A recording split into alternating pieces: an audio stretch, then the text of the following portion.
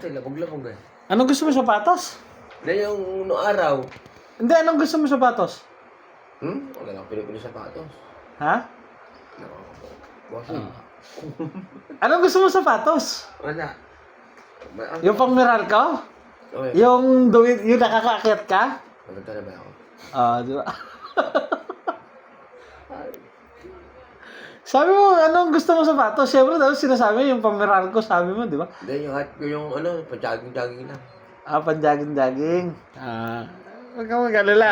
Sa naman sa sapaton. Sa? Sapaton, yung isa pa nung araw, sapaton. Sapaton ba ang tawag doon? Wala na atang tinta kayo doon eh. Wala na.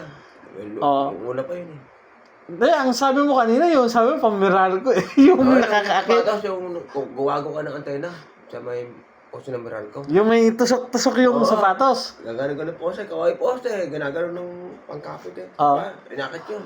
Tapos may hirap siyang inakapit sa baywang. Hindi siya mahulog. Yung pala yun. Yun. Yun ang gusto mo sapatos. Hindi na eh.